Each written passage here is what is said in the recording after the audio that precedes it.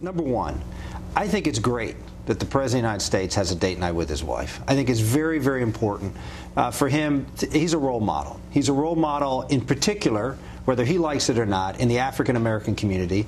And you have an African-American community, particularly in the poor inner city areas. We're looking at out-of-wedlock birth rates, you know, in 3/4 to 75% of children being born out of wedlock. Marriage is an institution that's a bridge too far for too many African-American women and is not desirable among African-American males. Here we have a President of the United States who's saying marriage is cool, marriage is something that you do, you have respect for your wife, and you treat her with the respect and dignity she deserves, and she's part of this team. And it's not just part of a professional team, but it's also part of a personal romantic team. I think that's all great.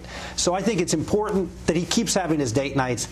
I think he has to realize that flying to New York and doing a Broadway show and on Air Force One and a helicopter, that is just, that's self-indulgent.